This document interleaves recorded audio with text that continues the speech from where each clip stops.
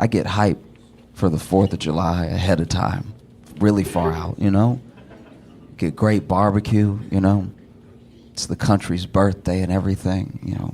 It's the only time as a guy you can look up at the sky and be like, ooh, sparkly, yes. You still have to hide it behind machismo, like, yeah, it's sparkly, but it's blowing up, all right? Anybody can get it. Shots fired, okay? You know, 4th of July is just a straight pride parade.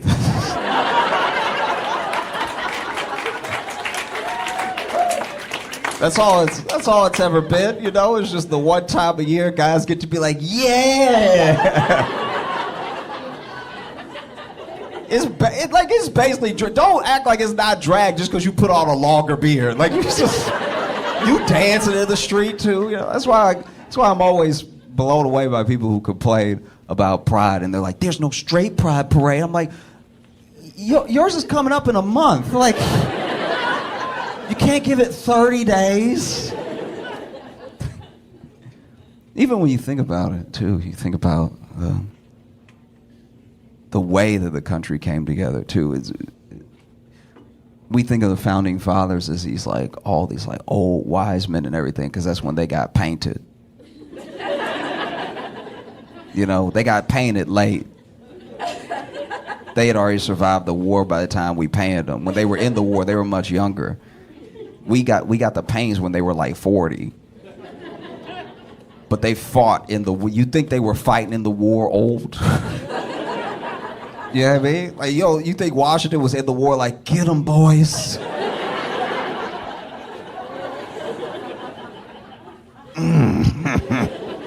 No, y'all shoot. Oh. No, these were young men. Young men battling to create a country, you know? And it's mind-blowing how young they were when we won. You know, July 4th of 1776, Alexander Hamilton was in his 20s, early 20s. So was Aaron Burr.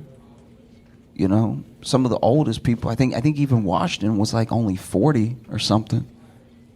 And that's just, it should be a testament to the fact that sometimes, you know, as much as young people don't always know the way, they have the energy to go the furthest, you know? So sometimes it's important to like let young people lead and old people guide, you know? I think that's how you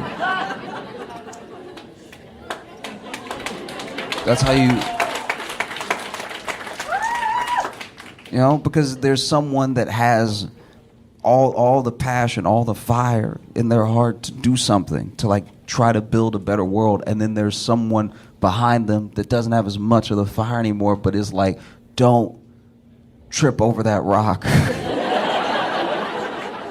Just go a little bit more left and you'll be fine. Don't do what I did. That's how I messed up my knee, though.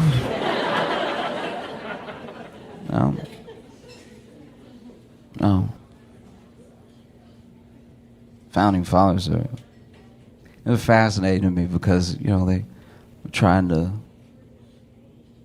carve out an ideal into making it, you know, making it substantial, making it real, making it a country and everything. But there were still some pretty deep, I don't know, it's a hard thing to write down, you know, all men are created equal, and then look over and be like, yeah, I accept. Yeah, I mean, so it's a dream that took time, still takes time, still hasn't been fully realized in the way that it's at least on the paper. You know, like sometimes people have this revisionist history about the founding fathers, like they would have wanted the best for everyone and for all of us to get along. And I'm like, no, they said what they meant. Do you know what I mean? Like, the founding fathers didn't have slaves, but also be like, one day someone will right this wrong. You know? But I think about how even, you know, people know more about Alexander Hamilton now because of the musical and stuff. But Hamilton, you know, staunchly against slavery and everything, and he was young, so I'm sure he was like this young kid that people looked at like, this dude doesn't know what he's talking about. He just talks a lot, you know? And it's funny how we know about Alexander Hamilton and Aaron Burr's feud mostly because of the musical, but we don't know how petty it got. Alexander Hamilton built a home in New York City, right? And Aaron Burr used his money to build a home down the street because he was jealous of where Alexander's home was, so he built the house pretty close by so that I guess Hamilton could see him hating from down the street. Alexander Hamilton and Aaron Burr were the original Kendrick and Drake.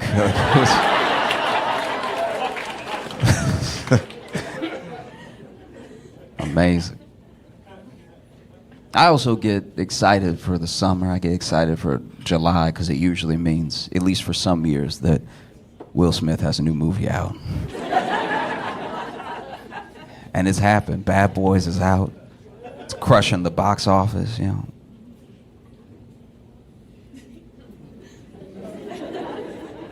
Will Smith slapped all the money out of Hollywood.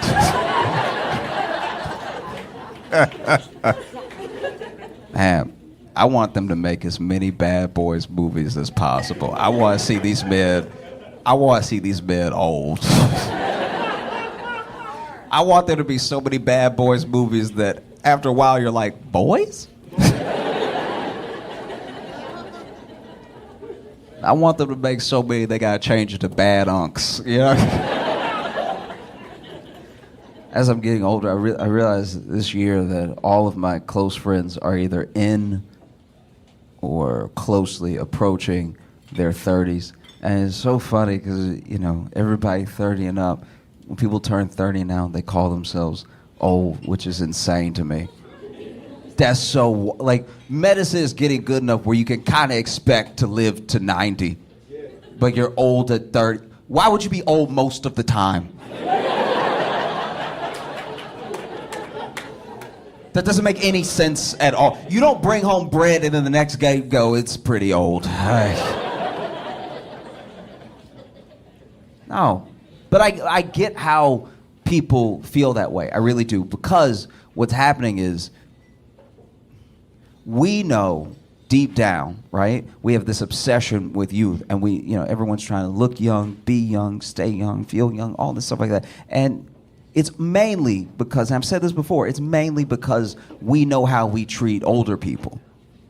So we're more scared of that than we are getting old. What's wrong with getting older? You know more stuff.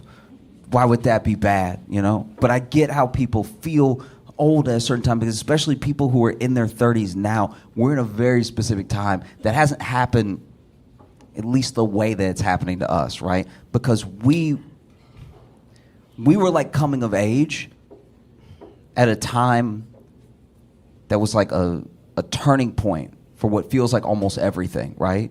Business gets done differently now, tech is different, every aspect of life is different, and we remember right before and as it turned and now. You know what I mean? Like if you're in your like 30s, if you're like 33 and up, you remember before Google. That sounds ancient. That's...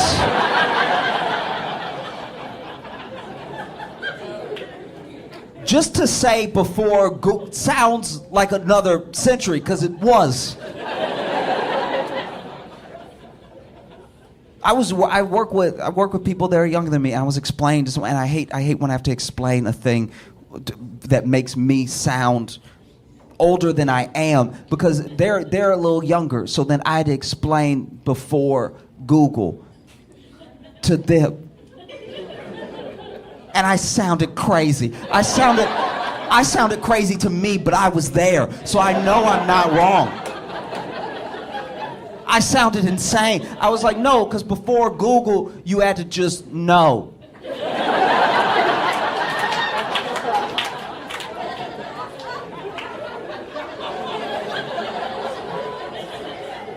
And if you didn't know, you had to ask somebody who you hope knew and was friendly And if they didn't know, you had to go online. We still had online. Don't do that. We still had online. So then you had to go online and you had to ask Jeeves. And then they were like, "What is Ask Jeeves? Like, what is?" And I was like, "Ask Jeeves is. It's like if Google was white. Like it's."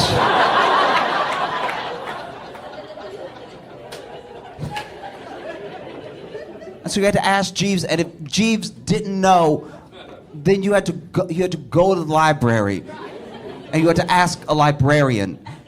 And if the librarian didn't know, they would give you a number with dots.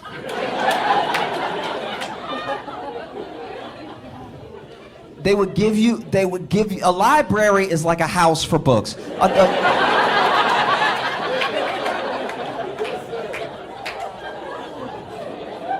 They would give you a number with dots, and then you would go trace the dots and the number to a book, and then you would read the book to see if the answer to your question was in there, and if it wasn't, you would just know a bunch of different stuff.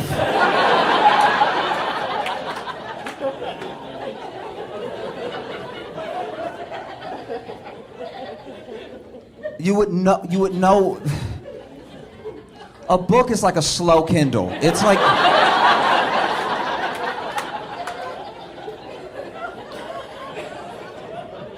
like you scroll with your finger, but it turns like there's something to turn with your finger. It's not, there's no screen.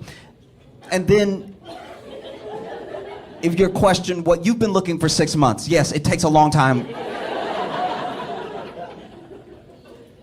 So maybe cut your dad some slack, right? It used to be harder to know. Do you know how crazy you sound saying it used to be harder to know? That's not how I wanted to end it.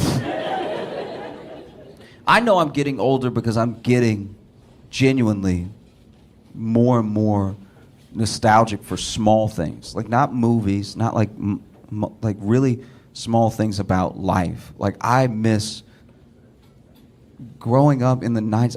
I think all of our appliances in the 90s were just better.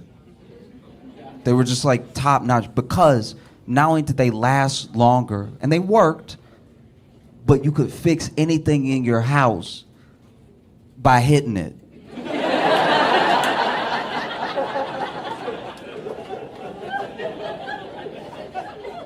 Violence solves so much in the home. Growing up, all you need was some fists and some belief. And you could fix a whole house. Don't need to call a contractor or anything. Like if you had just any appliance, you know? And what was special about it was that you knew how to hit it. You knew how to hit yours. That's very important. It wasn't just you could go hitting stuff. Well, you got to know your machine and you knew how to hit it specifically to get it to work. And it wouldn't work when you went over to your friend's house. You go over to your friend's house and their thing wouldn't be working and you'd be like, and they'd be like, no, you gotta go.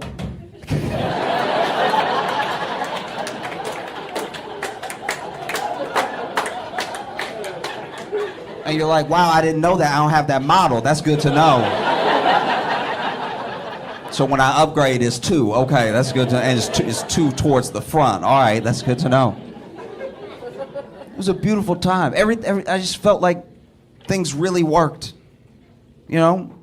Like a 90s washing machine. A 90s washing machine would, you could hear it all through if you were lucky enough to have a washing machine in your home, if you had a laundry room in your home, you could hear, no matter where you were in the house, because the washing machine would be whooping your clothes.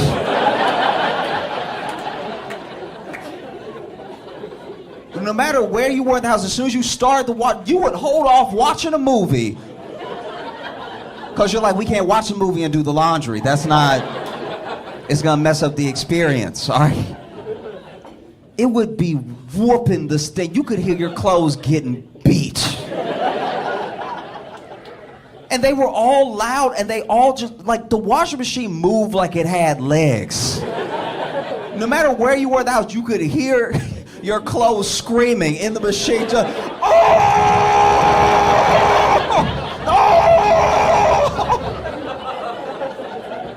and you would go, whether it was your house or somebody else's house, you could go to somebody's house, you could tell how strong their washing machine was by how messed up the paint was on the wall. On that edge that was next to the machine. It would be beating your clothes, beating the stains out, horrific stuff, right? To the point where you could, even when you stained the shirt, you could tell, even back in the 90s, your shirts would be like, don't do that to me, bro. No, come on. Hey, no, we good? I'll push it out. I'll push the stain out. Don't send me in there with them. No. Be amazing. And then if there was a little malfunction, if the door would lock and start, like, lips started coming up and everything, you know, suds started spitting out everything, just took a little, like, bam, and then all of a sudden it was like, oh. It was beautiful, you know. These new washing machines, I know I already sound like an old man, but like this I was at an Airbnb. They had a washing machine in the Airbnb, which at first I was very excited about. I was like, oh, it's amazing. You never get this, right? And the washing machine was state of the art. And it was like a Tesla washing machine. It had so many buttons. It had a keyboard's worth of buttons. It had more buttons than I cared to read. Like it was, I just wanted to hit clean. Like it had a handkerchief setting. It's sad. And then you put got stain on the shirt, put the clothes in, and then, you know, you hit whatever, turn. There was a lot to do. And then you hit, and it starts, and you can tell something is happening because it's spinning, and you can see through it now. You know, it has the little door where you can look in, and it's spinning so fast that the clothes are gone. Like it's... I was looking, and I was like, I can't tell if it's spinning or if it left. It was crazy, but it was silent, and I didn't like that. I didn't like that it was quiet the entire time, right? Just, but nothing. You couldn't hear anything, right? I didn't even know when the clothes were done. That would have never happened in the 90s. You always knew when your clothes were done because your washing machine would finish beating your clothes. And you would hear,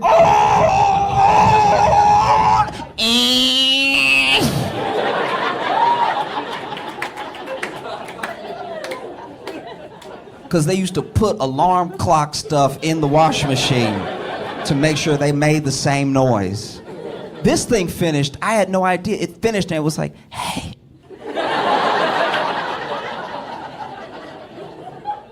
I don't want to disturb you, but I think I did it.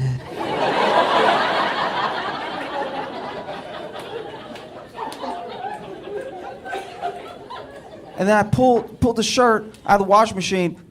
The stain was so intact. The stain was sitting there comfortably. The stain was looking at me like it had its legs crossed. Like, looking at me like, your move. Even TVs. I remember we got like a big screen TV and it was a huge deal, but the TV was like, if I remember correctly, it was kind of like a hand-me-down because we got the TV because it wasn't really working as much anymore, so the people that were throwing out TV were like, we're going to get a new TV, and we were like, we don't have a TV, so let's take yours, right? And it was huge. It took up like most of remember the big 90s, tall, wide, remember when TVs had ass?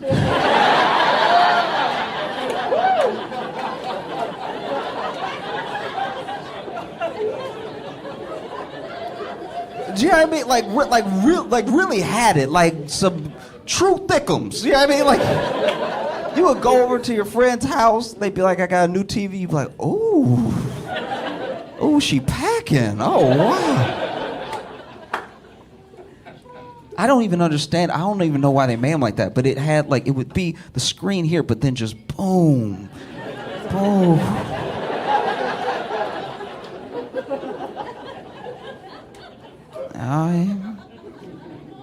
And that was great because even though the TV didn't always work, you know, you knew how to work it, right? Because it would do that thing where all those TVs back then, when they didn't work, they would just get wavy. You remember that? It would be like, I'd put on the news and it would just be like red, blue, green, red, magenta, yellow.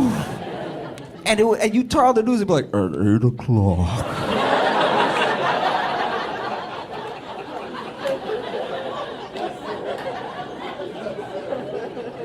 Because I was little when we got this TV, and I remember turning it on and it wasn't working. I was like, Mama, the TV ate a popsicle.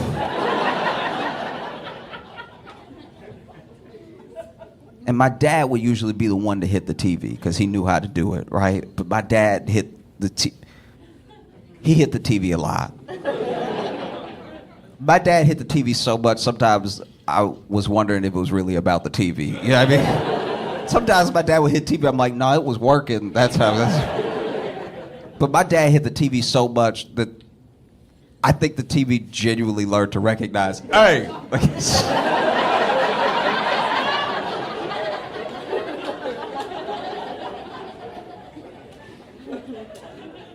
One time I was trying to watch the news and my dad came home. That's all he did. He just came into the house and the TV was like, 8 o'clock. As soon as he closed the door, it was like 2 people were murdered.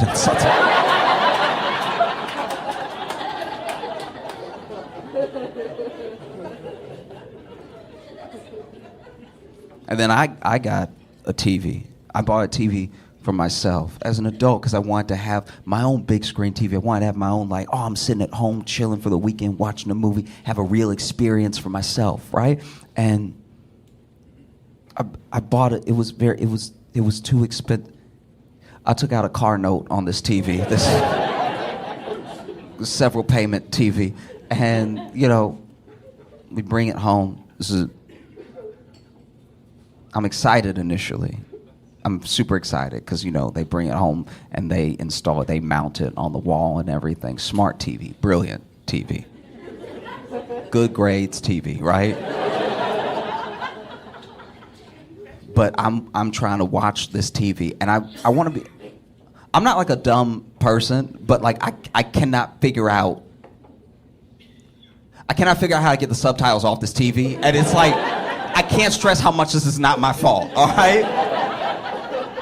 I'm not like a dumb. Like I know I'm up here doing the jokes and we're all having a good, but I'm not a dumb guy. Like this is crazy. All right. And I want to be clear. I know that it's not the HBO subtitles at all because then I go to the settings at HBO and HBO is like it's not us. We're not the one to do it. But I'm trying to watch Dune 2, right? Trying to watch Dune 2 on this big screen TV. I turn on HBO. I'm watching and it gets to that part where like Timothy Chalamet doing that like Fremen language. So he's like, da da da, you know what I mean? Like whatever they say. And so then in the movie, they have subtitles for that part because nobody knows what they say, right? So then the movie, those subtitles come up. But then on top of those subtitles are these like nasty gray italic subtitles coming up, and I'm like, who is typing? That's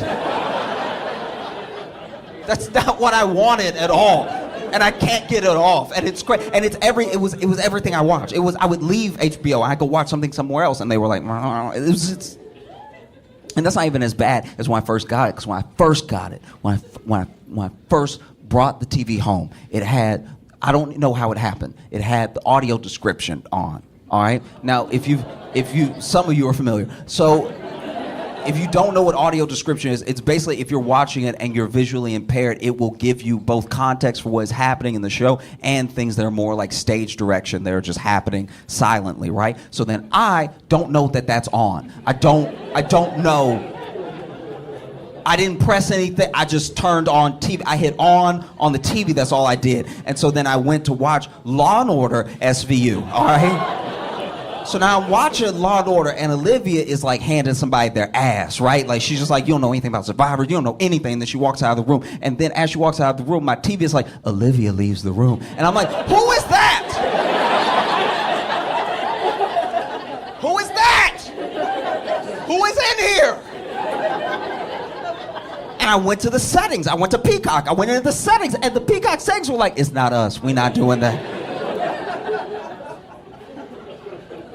I've used remotes all my life. I've all the time used the remote, and I pressed the remote was not remoting. Finally, it was off. I don't even know what I did. Maybe I didn't do anything. Maybe the TV just decided to stop doing it. I have no idea. But I was watching a different episode, and Olivia was once again handing somebody their ad. You don't know anything about survivors. You don't know anything. And then she left the room, and I was like,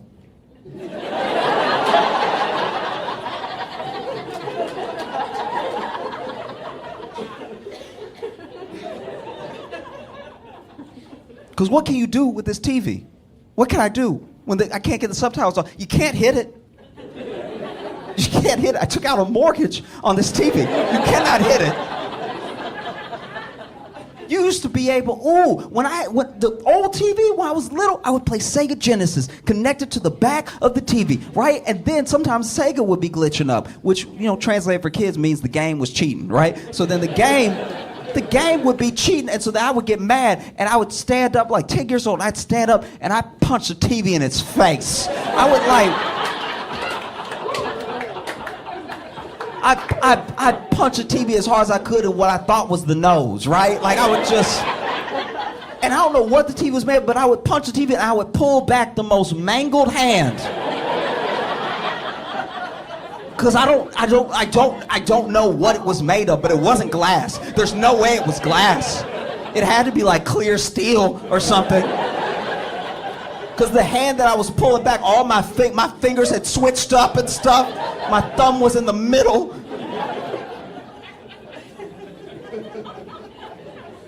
And now you can't punch a TV at all. You can't even dust this TV. You just gotta bargain with it. You used to be able to hit everything. The only thing you didn't hit back in the day was the microwave. And I feel like you didn't hit the microwave because then and now, we don't really understand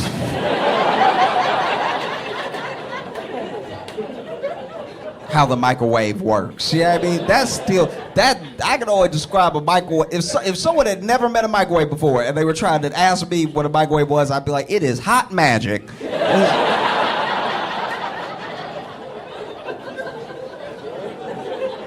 Yeah, I mean, they put some hellfire to good use and just, it gets the soups hot when you put it in there. My grandma, when I was little, she had what I imagine was the second microwave ever made. Like it was one of the oldest microwaves I've ever seen, and it didn't make any sense. We would try to get her to get rid of it all the time because it was so old that the door handle for the microwave looked like a door. Like it just... And then the buttons, she had it for so long. This had to have been, maybe it was the first microwave. She had it for so long that all the buttons had faded. So you don't know what you're pressing. I don't know what's potato and what's two. Like, every time you put something in this microwave, it's a gamble, right? You don't know if you're hitting defrost, if you're hitting 9 or whatever. And so,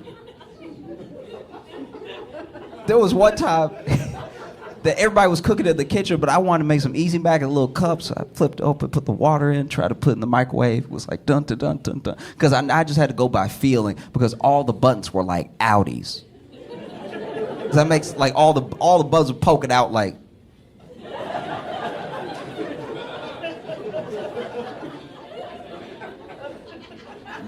Go ahead, press me. Go ahead. Press me. I don't know what's gonna happen either. Press me. Let's do it. Do it. Do it.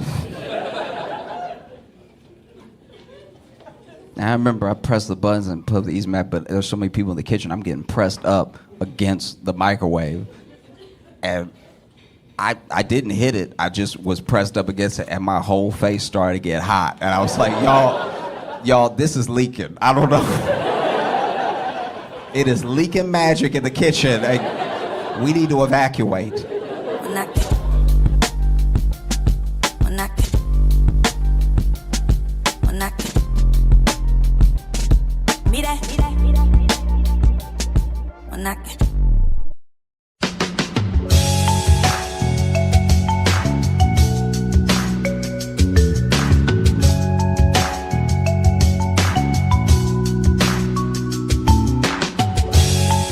Josh Johnson Show. I'm Josh Johnson, joined by my co-host, fellow stand-up comedian Logan Nielsen. Logan, how you doing, buddy? I'm doing good, man. How are you?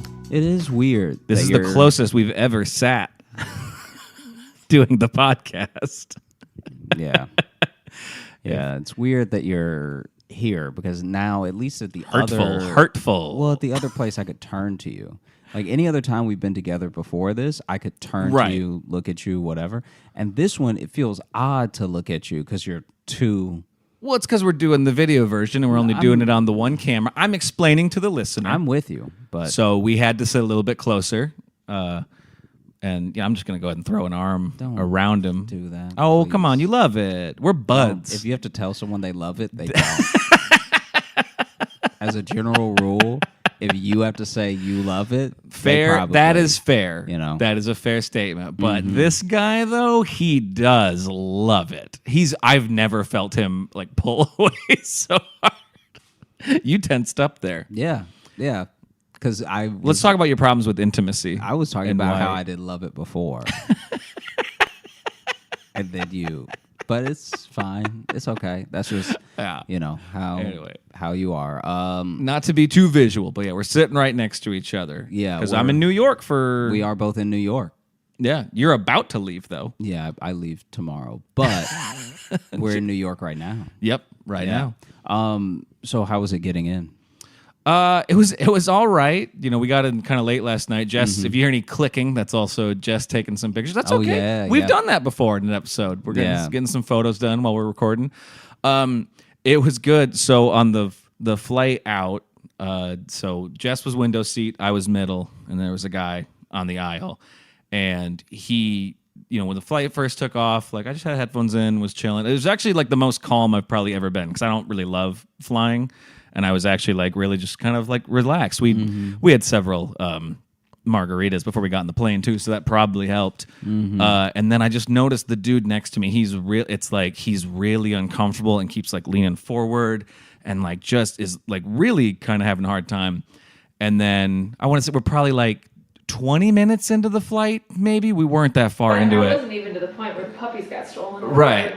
I can't, honey, no one will be able to hear you say that whole thing. I was just looking for like a yes. I hope they can hear it. That was... Jeez. Well, I just say from here they wouldn't be able to hear that. So what happened? So he's freaking out, and then then I finally had to like stop and check in on him. It's because I saw him grab the vomit bag and he like shook it out, but then put it back, but then like kept checking on it. And I finally was just like, I took my headphones on. I'm like, hey man, are you good? Like, what's up? And then he was having a panic attack, he told me. Now, have you taken off yet? Yeah, we're in the air by now. Yeah, okay. By the time you're checking on him to be like, do I need to let you out of the aisle so you can go to the bathroom? Well, no, but he's on the aisle, so I don't need to let him out at all. Oh, he is on the aisle. Okay. I was more just checking, like, I just really didn't want a guy vomiting next to me, was my thing. And it would have been a terrible experience for you. Yeah. It would be a horrible experience. Well, no, for Logan. But no, I wanted to see if totally different person. I wanted had to see a panic attack and threw up their guts. Okay, no. I didn't know he was having a panic attack. All right, I just saw him grabbing the bag. I wanted to see because I couldn't tell if he was like sick or was just having like a hard time.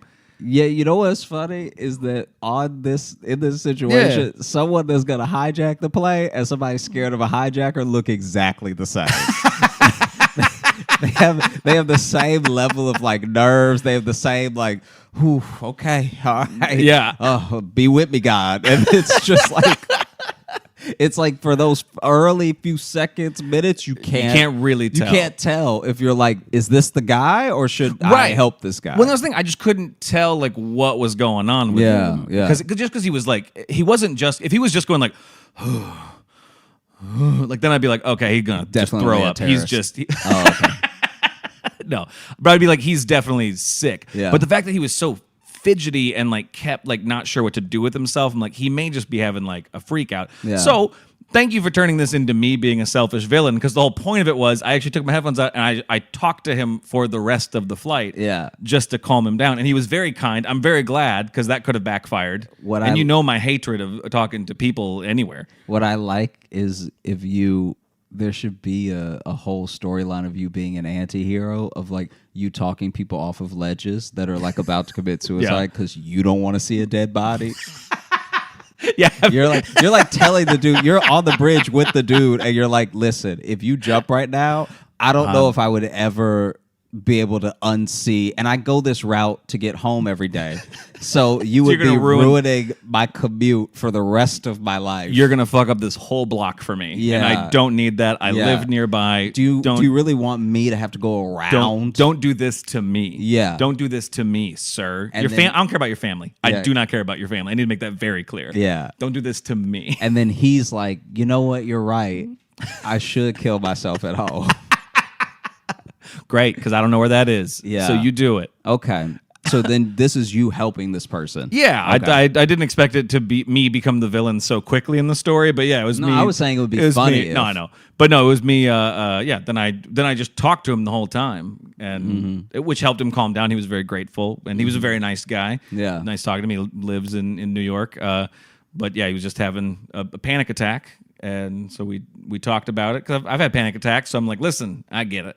Yeah, yeah. And so we just talked for the rest of the flight, and then that was it. And then when we got into our Uber, I always like talking to Uber drivers, particularly in New York. I like New York Uber drivers, but by that point, I'd spoke on a whole flight, so I was silent. Yeah, you're pretty spent. I have so much I don't know, small talk in me. I feel like I don't want to overshoot it, but I could easily say that maybe 1/10 of the stories that are told to me that I tell on the podcast are Uber drivers. Oh, absolutely. Because you even saw in DC, when we were in DC, I just asked them, I'm like, what's the longest ride you ever had? What's the craziest ride you've ever had? Blah, blah, blah. And sometimes they give you nothing. Yeah, sometimes they're like, hey, drunk people drunk. Yeah. And you're like, oh, all right, there's not a lot to pull from there. Or some give you the vibe of just like, oh, they want to just do their job and just get you out of the car. Yeah, but every once in a while, somebody's thirsty to tell you. Oh, yeah. Okay. We had one of the guys in DC was just like, he wasn't going off of like. Which one was that? The guy who was talking about like comedy and stuff like that. And oh, yeah. His eyes.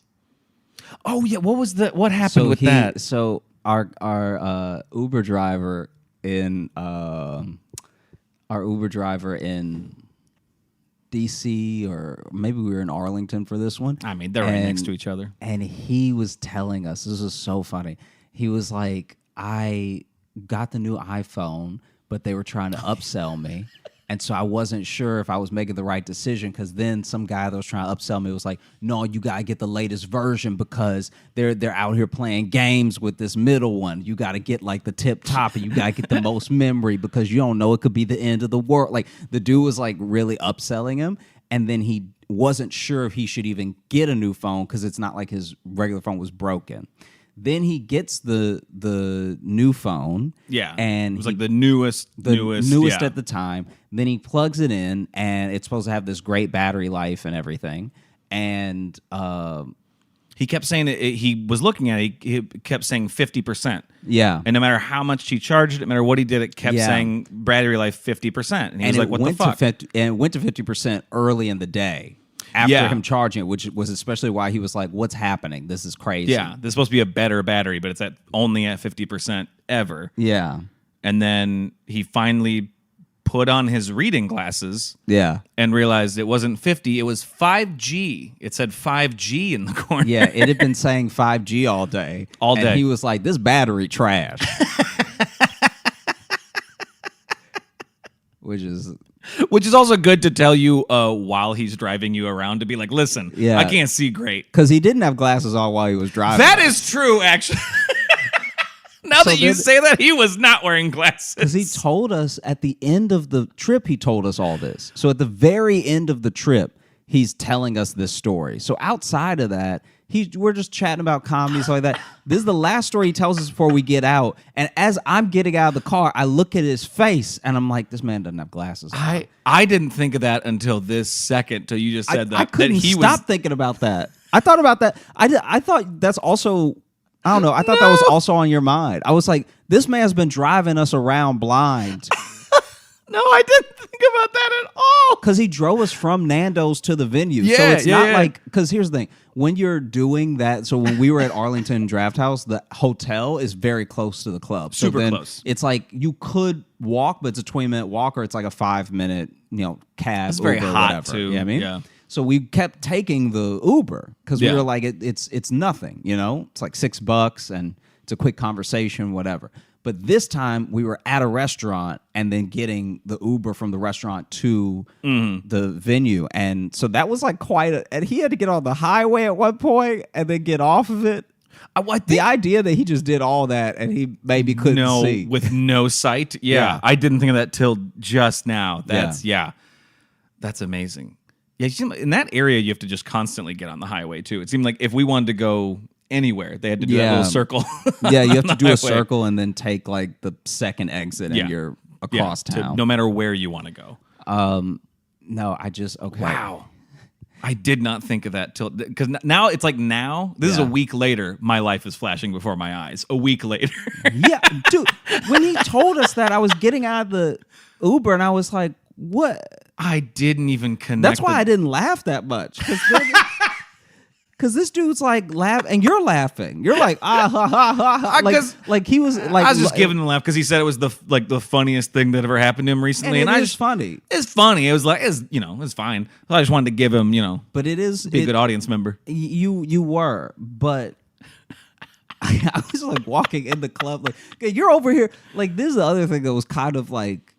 It's when I decided to just not bring it up. Yeah. Because I thought it was also on your mind.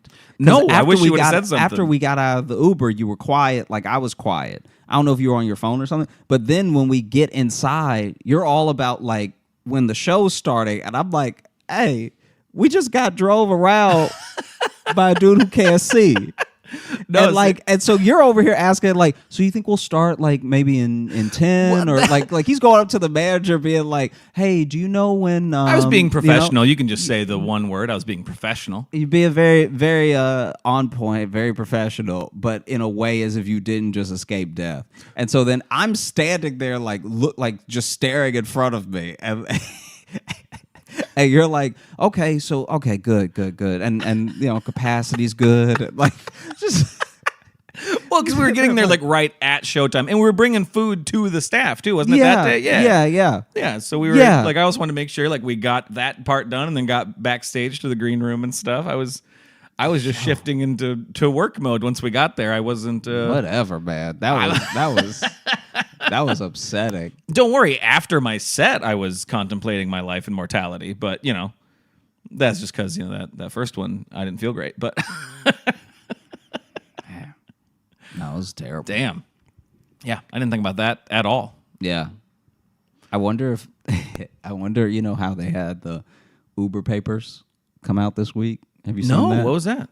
Oh, it's pretty horrible. Tell me about it. I don't even know enough about it to talk about it at length, but basically there are these internal papers that I guess got leaked or they're maybe court documents in a lawsuit or something, but basically the public now knows that Uber knows as they expand that they're like crushing the economies of like the places that they move into as far as like the gig economy there. Right, like, yeah. Like they already know. They're smart enough to have done the math to know that you're not going to really make the money that people assume they're going to make.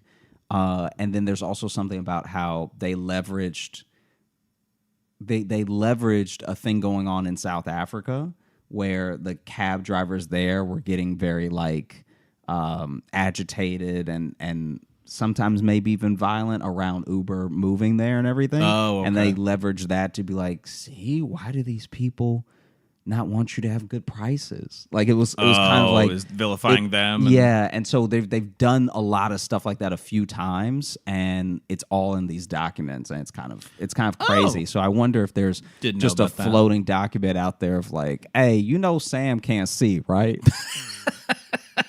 Like, I would love if it's all like super technical corporate stuff, and then just this thing about this one driver who's been driving people around with not the best eyesight. And he also keeps telling people. He tells people, he's so honest, he tells every ride he's been in. His driving is fine. He needs to just stop telling people. These eyes are not it. They wouldn't be worried about it if he didn't tell them. Yeah. Huh. Mm-hmm. So that has also been on my mind, along with the... those two things in tandem. Yeah. Yeah. So you took the Uber. You were quiet in the Uber. Correct. What was the experience like from then to now? So you took the Uber late to get to your Airbnb. Right. Yeah, because we didn't get into town till like a quarter to midnight or something. So so then we just got to the Airbnb and we just went to bed, and then we had a pretty lazy day today because we were all week. Well, I'm here for 3 weeks, but Jess is here for the whole week too. And then, today we didn't really do much that's worthy of a story. I don't know. No, it doesn't. Had a good sandwich. Yeah, it doesn't have to be worthy of a story. That's about it. You're gonna probably have plenty by the time. By the time I leave here, I'm gonna be a changed man. Yeah, I feel like it is getting a bit more intense in the time since you were last here. Oh, good. Jesse, you hear that? It's more intense now. Does that excite you? Okay, good. Yeah, she's nodding. She looks very excited and not worried at all. There's a level of tense that's here now that's just a bit extra, where it's like, what, like in what way? What are you noticing? I wish she wasn't in the room. She is not happy. Well, I was on the train. I think all three of these are going to be on the train. I was on the train. 3 of these. And 3 intense stories. This guy was talking to himself, and he was talking to himself very aggressively. So whatever he was going on in his head, even if he was a wild dude just talking to himself, he was not being kind to himself in these moments, So whatever inner demon he was talking to, he was calling it by its demon name. Like he was cursing up a storm at himself. He's really like looking down. Whatever argument he was having in his head, he was losing. It's rare you lose the arguments in your own head, but he found a way. And then this random guy is like, "What'd you say to me? What'd you say to me?" And then he looked up and he was like, "Not talking to you, dog. Talking to me." And the other guy was like, "Oh, okay then." And then they both carried on being very angry and quiet. Now and it's like that's a beautiful story in my mind. Oh, there's a moment where it's not beautiful, where you think they're definitely about to bite each other. Oh no, for sure. It was so for no reason, because it's not like the guy was being like hella loud, right? So that other guy had to be loud to get his attention, to be like, "What are you? Who are you talking to?" And the guy was like, "I'm talking to myself." Right. And the thing that I appreciate most about that thing is that initially I thought this dude was like out of his mind, right? You know what I mean? And then it's nice when someone is out of their mind, and then they snap. What's up? Hold on. No, the camera went out of focus because I moved. It freaked out. I had to get my phone, and it freaked. It's Speaking of glasses, there we go. Look good. All right. It's nice when someone is like out of their mind and they actually snap into it for a second.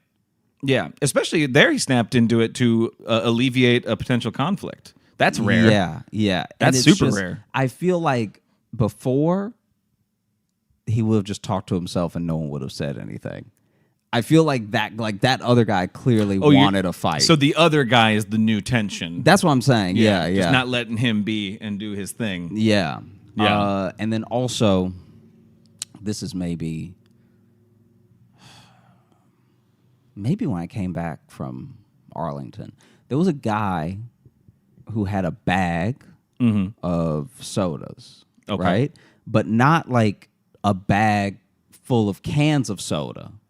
I'm talking about he had a genuine bag full of liquid. Full of loose soda. Full of loose soda. So he had a bag of soda that was like clearly a bunch of sodas. Right. Because it wasn't dark brown enough to be just Coke, but it was light brown. and it was like okay, this looks like it could be. I mean, maybe it was RC. Who knows? I was gonna say RC or maybe a Lipton iced tea. But it seems like a bunch of sodas. A bunch of something you don't want him spilling in right this now. clear bag. Yeah. And the bag, I don't know how this man did it, but the bag is tight. The bag is like... So you say a clear bag is like a clear shopping bag? Or a clear shopping bag. like tied up in a knot up top? Full of soda. Like where you can see the bubbles. So it's definitely carbonated. It's definitely carbonated because you can see the bubbles. He's just got like a bag of soda. I feel like I've told you about something like this happening before because I know one time I was around this dude whose soda spilled in his bag and then it was like full of soda. But this is that one I remember. But this is pre-spilled in the bag. This is intentionally poured. No, this in is the intentionally all in the bag. There's nothing in this bag but soda, and especially in a shopping bag too, and then like tied up like a bindle sack. Yeah, in a knot to hop the rails. Yeah, in a knot. There's just this huge. Bag. That's wonderful. Of soda. And basically, he's not like being careless with it. I need to point that out. It's not like this dude is precious cargo. Yeah, it's not like this dude is trying to be reckless and dangerous with this bag, right? Not threatening anybody with the bag, anything. But he's walking up and down the train car. And so everyone that's on the train car for more than a couple stops is noticing that this is a bag of soda. It's hard to not notice, I would gather. Yeah. Yeah. And we all just get tennis ball eyes. You know, like in a Wimbledon match where you see the heads go, like we're all just watching the bag go back and forth because everyone is perplexed where it's like, okay, so is this bag about to pop or spill or whatever, right? Yeah. And then after that is then just why. Why and how. We're all I'm gonna have to clear the music that drives by every now and then. Hopefully we don't get a copyright strike because of the random vehicles driving by. I think it needs to be more than 3 seconds to be a copyright issue. It does, I think we're safe. Unless somebody just parks, decides to yell up, and you hear nothing but the new Pusha T album. And then I just we'll yell out then and be like, "Can you guys put on something royalty free, please? Thank you. Just some jazz, please. Some jazz, some itsy bitsy spider. Some that's not gonna help us. Happy birthday over and over again. Maybe that only became public domain a few years ago. So there's this bag. Sure. And in the bag is like swashing. So it's not like it's tight to the point where there's no movement of the liquid. That would be very impressive. It would be. If it was airtight in a bag like that. If it was just a bubble with handles, that'd be fire. That'd be amazing. Yeah. It's almost that, but there's just enough room for a little bit of swashing. He has not perfected it yet. And so he's going back and forth, back and forth, back and forth, and we're just wondering whose day is going to be ruined. Because when this bag goes, it's gonna take a couple people with it. This is an unfortunate game show. It's getting to the point where as he's pacing back and forth, and it looked like, I don't know if this is going to make sense, but he looks like someone who would have a bag of soda. Like I don't know how better to describe it, except he looks like a person who would have a bag of liquid that is tied up, and he's gonna open it and I guess pour it on his head later, or just stab it with a straw and go to town. Boy, that would be the best if he just pulled out and then drank the whole bag. Yeah, would be amazing. But no, people do that with they don't stab it, but sometimes you can catch somebody with like a box wine, which is basically just a bag of wine. Just those little ones. Yeah, just Oh, for sure. Know? Yeah, no, that makes sense. It's meant for that. You can do that, but not your homemade soda Capri Sun that you've made. But here's the thing: I'm trying to imagine what he looks like, and I have an idea, but I have a feeling if I saw him, I'd be like, okay. Also, should point out, there was a point where when I saw him with the bag, I obviously saw the carbonation, the bubbles, everything, but there was a split second where I was like, that man is like, I thought there was a bag of pee, and I thought that he was very sick. Because if your pee is carbonated, you have too much cola. Well, and it's that dark too. That man is dehydrated. That man is dying. That man, I don't know how he filled a bag by being that dehydrated. I honestly think he must be taking this bag to the doctor to be like, listen, this is how much comes out, and it's this color. Yeah. What do I do? Also, it's fizzy. So it's fizzy too. If you can tell me what new thing I have, that would be great. And so basically, we're watching this dude up and down, up and down, up and down, and then finally this guy gets on with an umbrella. And just perfectly, as this dude is shaking out and tying up the strap of the umbrella and turning around, he turns into the guy with the bag of soda. And you know the little spikes that are completely unnecessary on umbrellas? Yeah. You know those things that don't help stop the rain at all? I don't know why there's spiked ends to every umbrella that's ever been invented. The Mad Max part of the umbrella. Yeah. And you never know. He turns in and the whole bag just goes. So it's like it so clearly a thin bag too. Took barely any. I think it is exactly one Walgreens bag. That this dude has filled with soda. I'm surprised it wasn't dripping. Yeah. That's the thing. If it was that ready to pop by being just touched by an umbrella. Yeah, so he touches with the umbrella, the thing starts to go. And a bunch of people shoot up and walk away from the splash zone.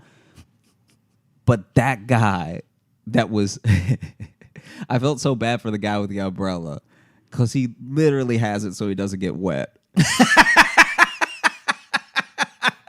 And now this dude's calves are covered in cola. Now he's wet and sticky, which you don't get from the rain. Yeah. Now he needs rain. Yeah. Now he's going to go outside and he's like, fuck, I really wish it was raining. Now he's just going to go outside, back of the leg first, moonwalking in the rain to try and get some of this sticky out. Because this guy doesn't know what it is. This guy just got on the train. One second, let me check on him. That's all right. Dog break. Should we pause the video since it's going to get weird when I get Sure. I'll just say dog break. Okay, 1 second. We're back from the dog break. Yeah. What was I even talking about? Oh, the bag. Yeah, we actually took a break on a cliffhanger there. What will happen next with the bag of soda? Stay tuned. So the bag explodes like... It popped. It didn't just leak. No, it didn't just leak. Because that would have been very funny. Because he would have tried to catch it and it would have still been dripping, and then another one would have poked open. My man, this dude's bag. This was a water balloon, a soda balloon. It really split, and so then it just is rushing. And honestly, a torrent, if you will. Honestly, more full than I gave it credit for. He got a lot of soda in that bag. He got so much soda in the bag that so much came out it felt like a cartoon.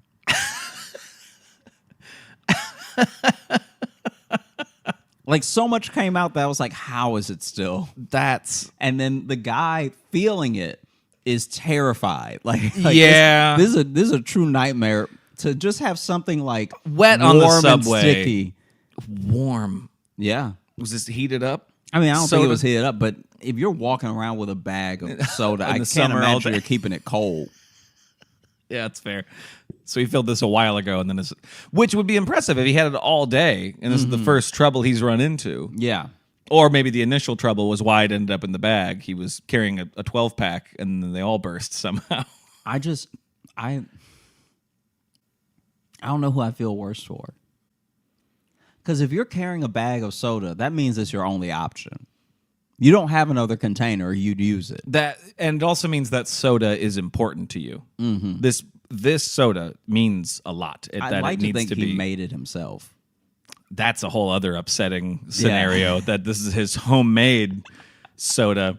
He finally had the meeting with the big soda company for them to sample his flavor. And he didn't realize, like, I just ran out of my last bottle. I just ran What my do I last have? bottle. Maybe they like plastic flavor. I need to get down there so they can sample it and it can be in stores. Oh, no! And so then, basically, that guy freaks out. A bunch of people jump away. It reminded me of, remember when we saw that lady throw up? I think about it every day. It was exactly like that, where people calmly ran away. Just like yep, they calmly rushed away. Yeah. Yeah, because that lady vomiting was that she just did it very calmly, and we're all like, well, all right, this is what's happening. We'll all scoot. I know we've talked about it on the podcast We before, absolutely have. But what I love about that lady vomiting is that she went there, sat down with just a bunch of meat she just bought. Yeah, because it looked like She she had had a bunch of ground turkey. She just had like some sort of. It didn't seem like the bag she bought it out of either, right? No, that also seemed like just a bag of meat. Yeah. That was she eating? I'm not sure. Yeah. And that's why she threw up. You're not supposed to eat raw ground beef on a moving train. I mean, too many stories converge in New York. Like, every place should have one of these people. You know? There should be a soda guy in one state. There should be a meat lady in another state. They can't all be here. Well, this is where they come from. Then they spread out from here. Yeah, it's really upsetting. And then, like, now you just have a train full of soda, too. Because now that whole area is just wet. Oh, yeah. Okay, everyone that's been to or lives in New York knows what I mean when this happens. It doesn't happen every day, thank God. But there will be a time happens. where you're on the train and someone's bottle or can has spilled. And so now we're all with our eyes watching the trail, the uneven trail that the liquid makes. And you're checking, is that liquid coming to me? Is it taking a left? Is it going straight? Yep. And I wish I was better at physics. Wish I knew more about fluid dynamics to know where this is going to go. I don't know how that would help in this situation. I feel like you could look at it and now you could have an idea of maybe what grooves, Yeah, that's also when you know you've been taking the train too much. When you're like, oh, we at Hoyt Skimmerhorn, this liquid about to take a left. No one wants to be that well versed in something that nasty. But yeah. The train was full of like I had to get on a different car, which I should have done. Yeah, but you way earlier, but I wanted to see the end. Exactly. No, I just wanted to see it pop. That's why we all stayed on. Absolutely. We were like, who fills a bag with that much liquid and gets away with it? Because honestly, even yourself, you're like, even if it's me, this is gonna be a hell of a story. Like, yeah. But like, yeah, that's of course you stayed to see if it was gonna pop. I mean, if it That's was why me, I think I'd be in jail. I don't think I would just let someone leak hot soda all over me and not lay hands on them. So you would have beaten the man with your umbrella. I think I would have tried to choke him. Wow. I think wow. I'm not a violent person, but it's so random that I think you're allowed to lay hands at that point. It's so random you're allowed a random act of violence. It's actually so odd and so rare that I think even a monk would be like, I renounce all violence except if I'm on a train and someone splits a bag of hot cola all over my ankles. Then I can go to town on them. I am against violence unless you fucking spill on me. And then it's on. Then it's on. Otherwise, I will not crush a fly, but I will not be sticky. Yeah. I won't even be mean to a cat, but if you get cola all over my calves, it's over, kid. I'm going to jail. So then what was, I know then everyone like left. How sad was the soda man? No, he was disappointed. I was absolutely. Did he just sit there with his torn bag, just looking at No. and just that sad Charlie Brown music comes in. That dude screamed no way too loud. And then that was sort of it. Was it a short no, or was it like a no? No, it was pretty long. Oh, good. It was a good being, dramatic no. It stopped being no and then just started being screaming. Oh, that's a good no. No. Yeah. It was wild. I was not a fan at all. Because now it's wet, sticky, and loud in here. I was so upset. By the way, I'm filming a new special. It's going to be called Wet, Sticky, and Loud. That's going to be the title. Sounds great. How did Umbrella Man react? I mean, obviously he was disappointed. Did he shout or did he? He was also screaming. He was also screaming. Yeah. For him, you have to keep in mind that for him, he's just got on the train and he's closed his umbrella. Yeah. And then he feels however that soda felt. I just made it hot in my head. Maybe it wasn't hot. Either way, if you step onto a train and the first thing that happens is your legs get wet, you just have to assume someone is pissing on you. And so you've walked into a current of piss. Because he looked dry, you could see his brain break for a second. Oh, absolutely. Where he's like, no, I'm inside. How am I getting this wet inside? I didn't see a bunch of water flow out, so I surely didn't step into. There's no way this should be happening. Yeah. And then he turned around, he saw the bag, and he just started screaming. But he was screaming more like, what the hell, what the hell, what the hell? Absolutely. Well, I'm sure that he wants to say, what is that? Yeah. What did you just get on me? Yeah. But his brain probably can't even put that together. Because, I mean, it's in his shoes. Like, I honestly. It's legit everywhere. Josh, I didn't even think about it being in his shoes. I was literally only thinking of it on the legs. And now his shoes are filled with soda. Yeah. And he just has to just walk his way. Yeah.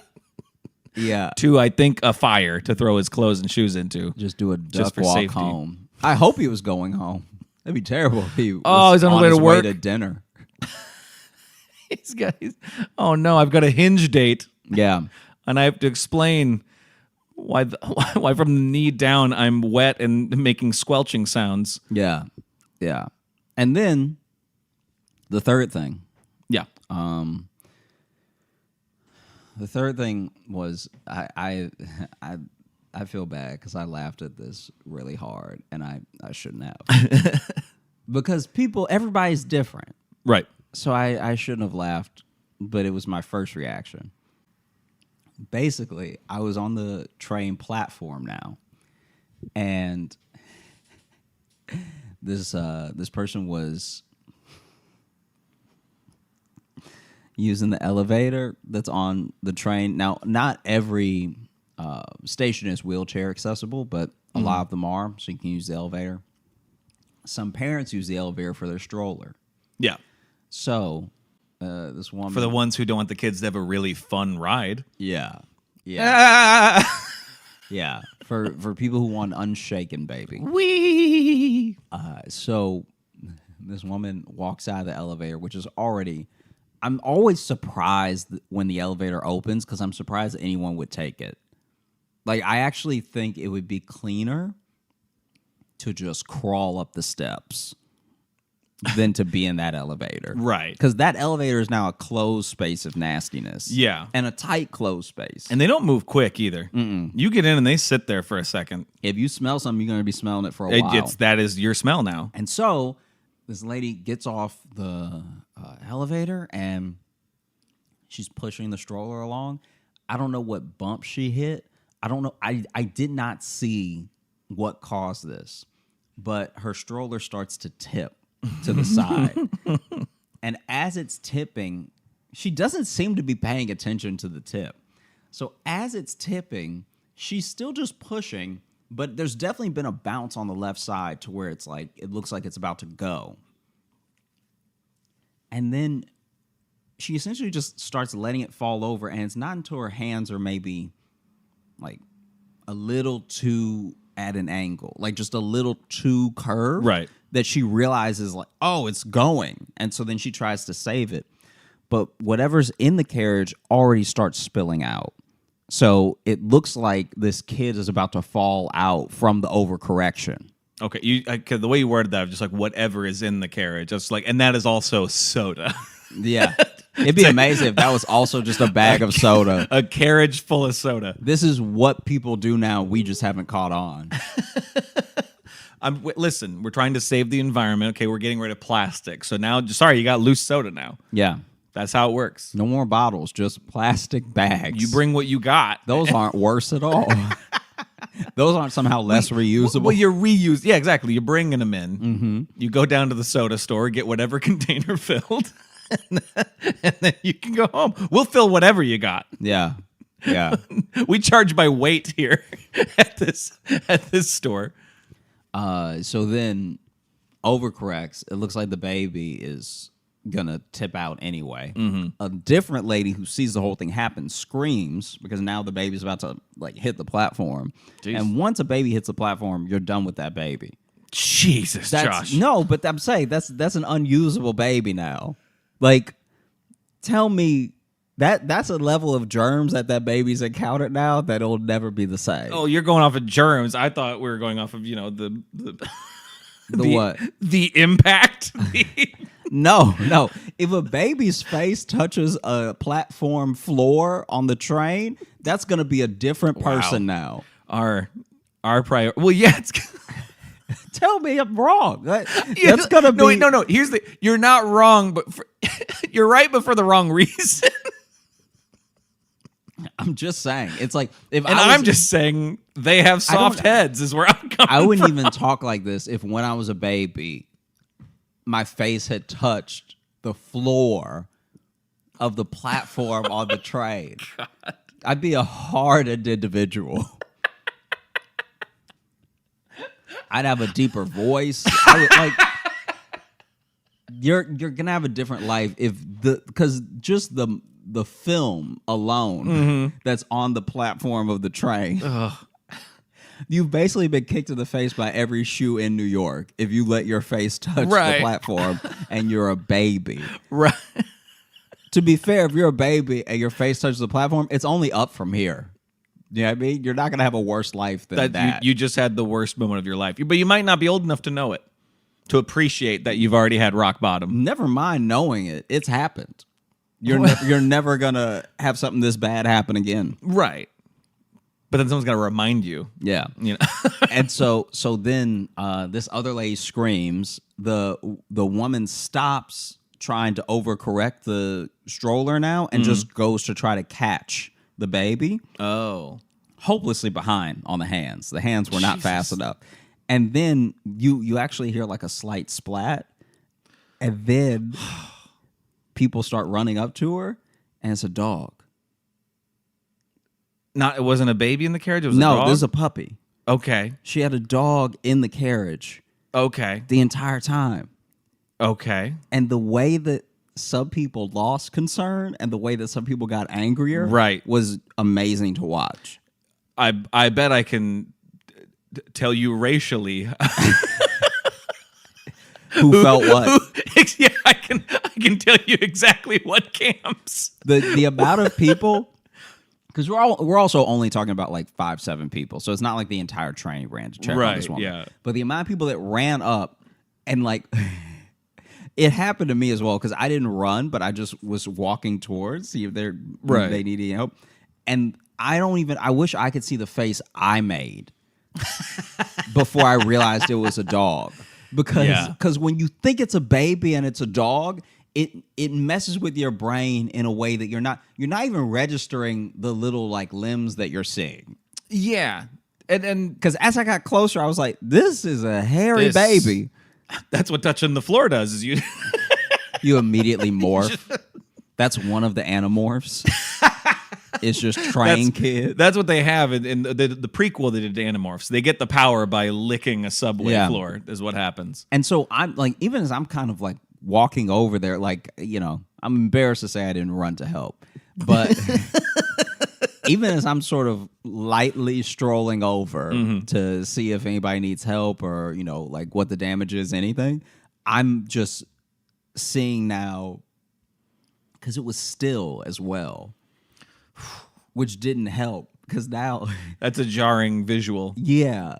And it doesn't seem hurt because when it gets up, it just shakes and it's a puppy fine. And it's just like, what happened? Yeah. But for us, we're like, oh my gosh, that baby. Oh no, that furry baby died. Oh no, that ugly baby. Like it's like the order that things went was like oh no, that baby. Then it was, oh no, that ugly baby. Then it was, oh no.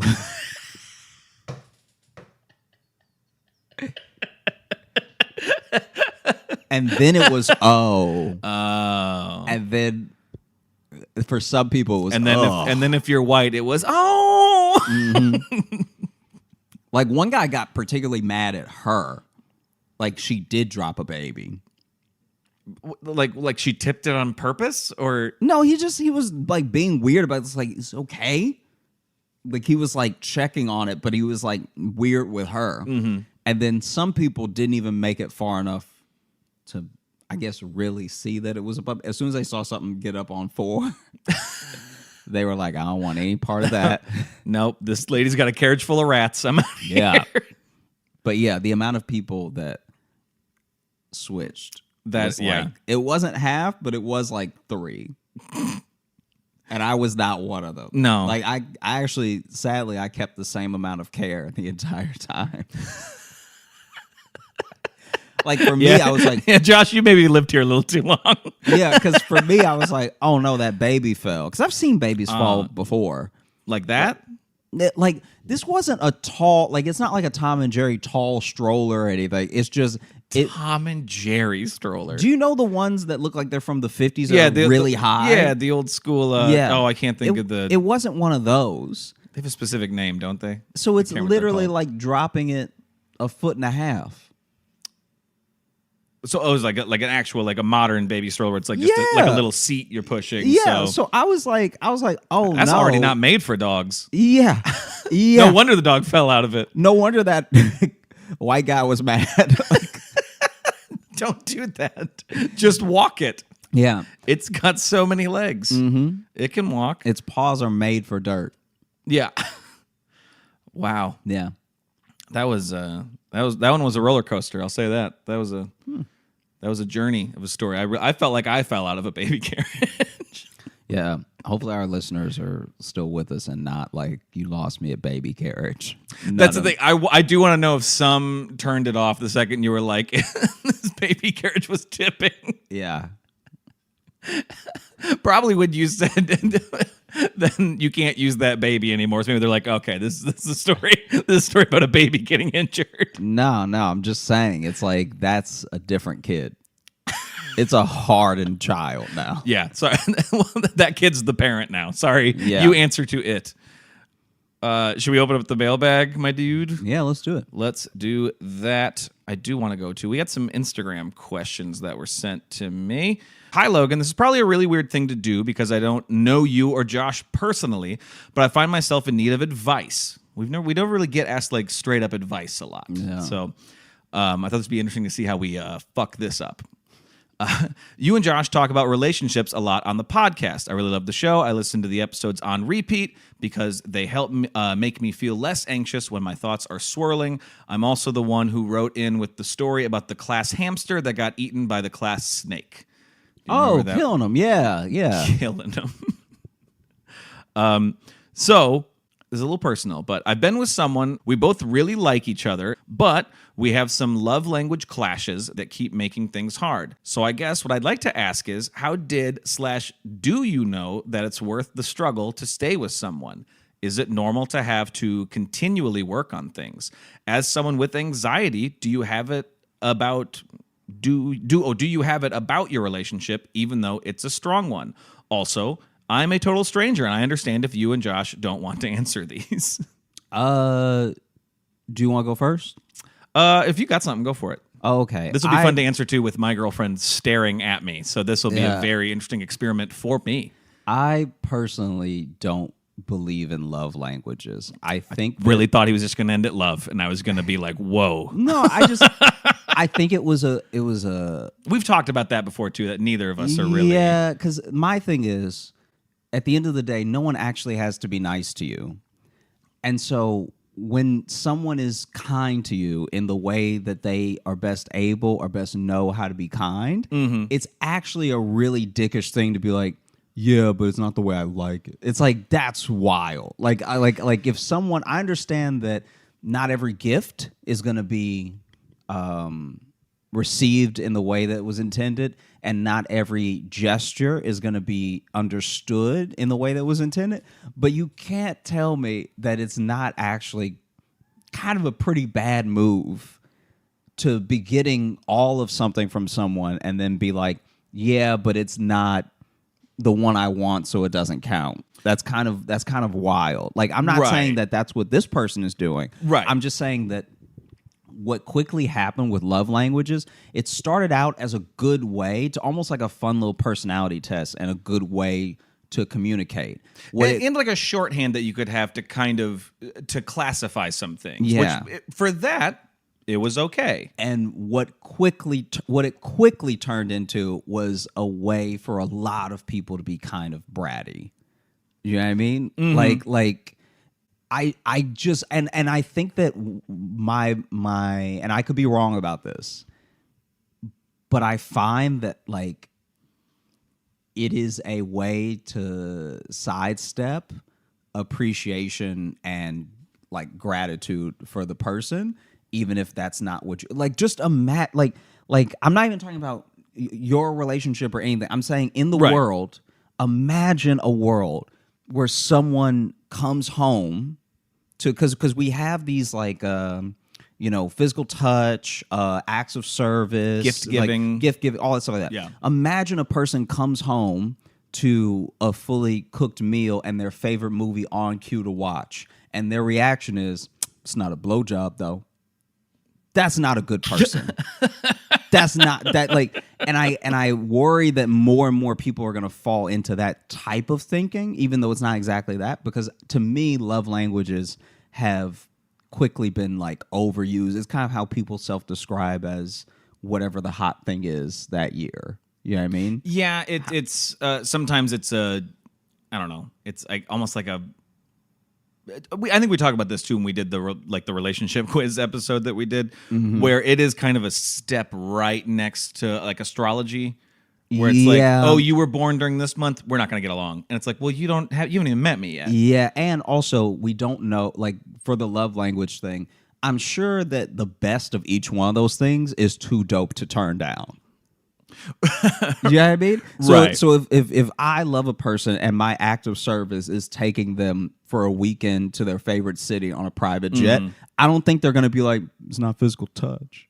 Right. You know what I mean? Well, and I want to, so I'm going to take a slight counterpoint. I agree with what you're saying, but also on the other side of that, of the clash of love languages, where I agree with you that like, to me, they don't mean the same thing they do to some people, whatever. But I have been in the relationship where I have dated someone and told them, be like, hey, please stop just giving me presents all the time. Like, I don't really want all this stuff. But they're like, but it's my love language. And so they just kept doing it. Like, when you hit that point, then yes, it can become an issue. So like, if they're not respecting you saying like, oh, I would prefer this. If you guys have talked about it and there's not a mutual respect to how each other, because sometimes I think people get focused so much on what love languages are and how they show it, but don't always consider how it's received to other people. Yeah. It's more about like, well, this is how I show love, so you have to be okay with it. It's like, well, yeah, but sometimes it's too much. Some people don't like public, PDA or anything. Sure. Or they like a lot of alone time or whatever, and that's a balance you have to find. So I think if they're not respecting it, then yeah, I think that's an issue. Yeah, that then lends itself to a different thing than what I'm talking about specifically. No, and I know what you mean. I was just yeah. But as also the thing too of like, do relationships take a lot of work? Do they continue being work? Yeah. Not in like it shouldn't be like a fight every day. It shouldn't be like, I think we've got to this point because I think it's particularly our generation. We were kind of the last generation with parents who were just like, you just stay together, okay? It was like the generation before us was the first ones who started like actually divorcing if things weren't good. You know what I mean? But before that, it wasn't really. Yeah. You just stayed together and you were just like, yeah, marriage sucks and you just have to deal with it. Okay. There was a lot of that. And I think our generation went the counterpoint of trying to be like, you know what, but everyone has their own thing. But a lot of us convinced ourselves that relationships don't take work. And they do. You're living with a person. Yeah. You are spending all of your time with another human being who is completely different from you. Even if you're similar, they're a completely different person. Yeah, you're going to clash. You're going to have issues, but it's how you resolve the issues, you know? Yeah, I think Hi, Jess. I think that for a good portion of it, the other thing to keep in mind with your overall question is that I think I've talked about this on podcasts before and with friends before, but to me, the world overall is, especially if you talk about, like, I don't know if they're writing in from the States or not, but a lot of the world is easier to live in than it's ever been. Right, so you used to have to hunt or farm. You used to have to like worry about a harvest. You used to have to plan more to eat. I'm excited to see where this point goes. But like being in an interpersonal relationship is as hard as it's ever been.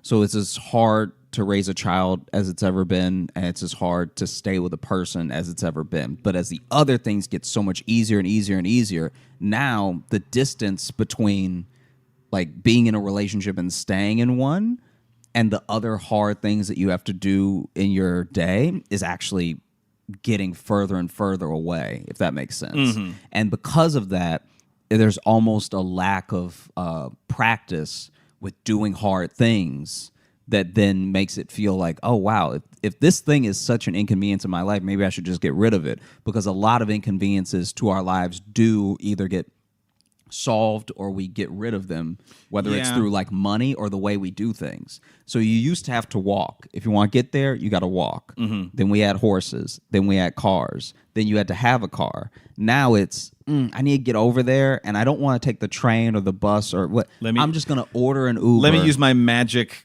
pocket computer and have a driver come get me. Yeah. But another person not understanding what you're saying when you try to tell them as plainly as possible is as hard as it's ever been. Right. So that's staying the same. And and I'm not saying people's lives aren't hard or because we have tech it's not it's an easy life. I'm just saying that so many problems are getting solved all day, and little problems, things that you might not even consider a real problem. You don't even have to think about. You can now order something. You can get you don't even have to read the manual and put the bookshelf together. You can hire a TaskRabbit and they'll come to your house and put it together for you. I'm saying that the thing of raising a person or being in a relationship, those things are still very difficult. Oh, for sure. And that threshold is getting harder and harder for anything in your life to match with outside of maybe work stuff. Yeah. Well, and I think too, we focus more on, I guess being more mentally healthy in relationships than we ever used to. That used to never be a conversation about how to like maintain your mental health in a relationship. It used to literally just be, do they hit? Yeah. And then that's and then it. The next question was a lot. Yeah. And then it's like, bro, if she's not hitting you, she all right. Yeah. So it was always that. So I think now this is the first time we're in like human history, we're like really taking the time to be like, oh, is my mental health good around this person? Mm-hmm. People used to never ask themselves that question. It was just like, I'm with this person and that is how it is. Yeah. Is how that used to be. It used to just be, I cry after I cook and that's just life. Yeah, and I guess that's what it is, huh? It's like, oof. Another day. Yeah. But so I think also with that, and that's a good thing. I'm not saying that is a bad thing. That is a good thing that we're doing. I think we don't quite, it's kind of like you said, we just don't know how to balance that yet. And so I think sometimes when we realize like, oh, this relationship's kind of stressful, I should probably just get out of it. And it's like, and sometimes, yes, I'm not going to say like, you should stay in all of them. No, like, get out of it if it's like you feel bad all the time, especially if if the person comes home and that elevates you and makes you feel bad, that's probably your sign. But if it's like, oh, when we're working on issues, I'm stressed out. Well, that is going to be stressful. That's going to be a stressful thing. And sometimes, though, that's very much... Sorry, just got something in my eye. Ow. Sometimes that is very much worth the stress. If I can go ahead, since you're here, to use us as an example, like, we've had some, not like issues of necessarily fighting, but like where we want to end up, where we want to move, career stuff, whatever. Yes, sometimes that leads to a lot of stress. We've had, not too long ago, we had like a whole week where we were just stressed out. We weren't necessarily fighting, but we were just stressed. and then we talked more about it, and we not only talked more about what we wanted together, but we wanted more, even just personally on our own. And honestly, over that, I feel like we got over the hump. We found something that felt good to both of us, and now I feel like we're more confident than we were before that. So sometimes it is worth dealing with those hard discussions. Yeah. I mean, Jess, huh? Thoughts? I agree with that. She agrees with that. Yeah. I feel like sometimes a hard thing is just better to do. That doesn't mean stay with someone if it doesn't feel right. It doesn't mean that you have to put up with anything that's toxic. But the payoff of fixing things, especially when something is good, is like it's hard to compare with. Yeah, it's. You feel it's like a team pride. You're like, we did that. Yeah. Fuck yeah. Go Wolverines. Like, you get really excited. We call ourselves the Wolverines. Oh, okay. Good to know. We don't. But I will say, too, in this message, it sounds like it's something that you guys are talking about. So you're already in a great place. If you weren't talking about any of this at all, then you might have You'd an also issue. be sending a different message. You'd be like, hey, how do I get out? How do I do it in the middle of the night, or when should I leave? Yeah. Do you guys have a couch I can crash on? Yeah. That would be a totally different thing. So we hope that helps. Again, I don't know. Yeah, if anything that I said I got helped. divorced at 25, so maybe don't listen to anything I say too.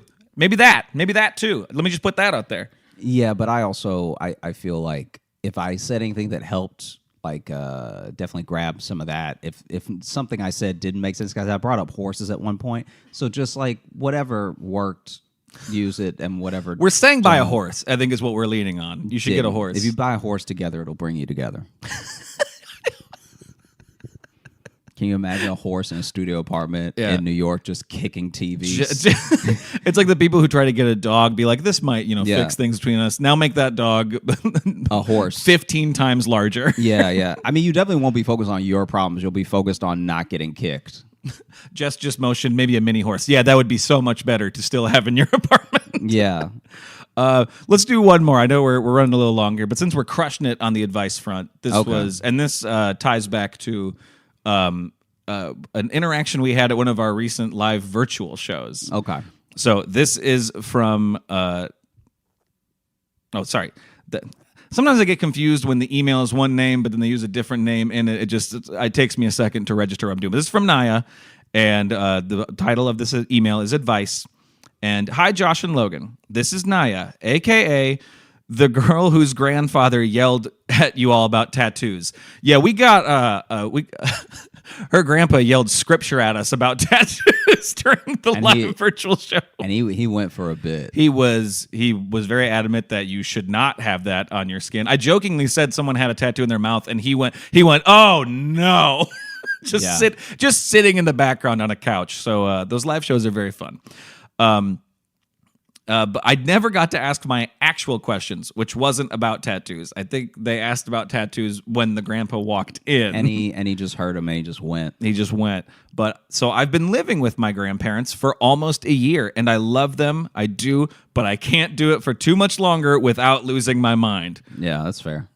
Yeah, surprising. I have found a job and a place in New Jersey, but I don't know how to tell them. I am supposed to be leaving in the beginning of August. What should I do? Thanks in advance if you can still help a bit, but if you can't, thanks. P.S. Josh, we really need to have a discussion about your first tattoo. I'm thinking Logan's initials, Naya. I could not agree more. Either my face or... Whatever you do when you tell your grandparents, do it lovingly and without a tattoo. Like, I feel like if you do it with a tattoo I disagree. I think tattoo it on your arm, I'm moving out. I think is what you should get. That's going to be too much for them. All right. Well, they might be focused on the tattoo part. Then the news it'll kind of soften the blow. Yeah, you're just trying to get her kicked out. I'm kidding. You're trying to get her kicked out so that it's easier to move to New Jersey. I mean, I know this makes it maybe tougher because you do have this like deadline at which you do, and maybe you've already done it. I don't know. But like, you already have it in motion. You already have the place. You have the job. So even if they're not okay with it, you still get to do it. Mm-hmm. And I know it doesn't necessarily make it better, but you at least now have that. You get to know that in your head that like, well, no, I'm already doing it, and when that's part of when you tell them, you're like, well, I've already made. Not only have I made this decision, I've already put all the gears in motion for this, and so I hope you guys can be okay with it. Mm-hmm. But this is what I'm doing next, and they may not take it well. They may not, and I think a hard thing, especially with with parents, with grandparents, the hardest thing is like, yeah, they might not take it well, but it's not really up to them, and that sucks. I mean, but they love you, so they'll come back around. Also, who knows? They might be excited, like not in a way that they don't want you around, but just in a way of like, okay, this is nice. It's gonna be different, but it's also nice. It's nice to have your place with your partner, but it's also nice to have family there. But really build up the excitement of the opportunity, maybe. Yeah, and you might be able to hype them up too. Yeah, of being like, this is good for you. You seem really excited. They'll be like, get out now. Yeah, go. Leave. Why wait till August? Mm-hmm. Go wait in front of the place. Yeah. Go do it. Well, and especially, it also sounds like you haven't lived with them like forever. You said about the last year. Yeah, so they're also used to not living. Yeah, they know a life without you there. Yeah. So it'd be weird if now they're like, nope, you're never leaving now. And then they lock the door. Thanks so much, Naya, for writing in. We appreciate you. And we hope that helped. I'm not sure. That one, I'm not sure if we helped. I'd love to have a talk with your grandfather. He seemed great, actually. Yeah, he seems really fun. He seems like one of those dudes that's exhausted with stuff, and he's done holding his tongue about it. Well, that was the thing, too. As much as he did just start yelling Bible quotes at us, at the end, we started just kind of messing with him, and he was also, like, playful back. Yeah. Because I told him, I said, hey, come to Iowa, and he's like, I'll be there. So it's like, he obviously also has a joy and a sense of humor. So hopefully, if they take it poorly, just tell them you're joking. Yeah, and then just come August, you won't be there. Yeah, and then just move. Well, thanks so much for listening to the Josh Johnson Show. We had a great time recording. I hope you had a great time listening. If you are looking up to catch. If you're looking up to catch. If you are looking to catch up with us on any of the socials, you can find me at Josh Johnson Comedy on Instagram, at Josh Johnson on Twitter, Josh J Comedy on Facebook, and Josh Johnson Comedy on YouTube and TikTok, where we're going to be posting clips of the show. And if you're looking for Logan, you can follow me on Instagram at Logan M. Nielsen. And if you want to get into the mailbag, you can either send me messages there because we read them, or you can email us, joshjohnsonshow@gmail.com. You can also join our Patreon. We have bonus podcasts and videos and live virtual shows. Patreon.com/Josh Johnson Show. We also have this month a live, an in-person one, a not on a computer one, a human one in a room. Yeah. Union Hall, that is July, 27th, that Wednesday? Mm-hmm. Yes, July 27th, 10 p.m. Eastern Time. Tickets are still available. If you are in the area, come out. The one we did last year was incredibly fun. I'm super excited to do this one. And then right after that, we're in Philly. So if you're in that area, catch us. We're doing 3 nights? 3 nights. Yep. The Punchline in Philly. Also, this is just for YouTube, little thing. Click on other videos. They'll be popping up over here, over here. Oh, are we doing that now? We're doing the over here, over here, over here, over here. Right and here. Have a great week. We appreciate you. Over here, over here, over here. Let me just put another arm around my buddy. Don't Let me do just that. come on. Don't Let's do go. that. It's a nice picture of the two of us. Come on. Don't do that. Hey. Over here, over here. Over here. Right here. Right here. Right here. Over here. I love you. We can stop recording. Wow. Wow. Left me hanging.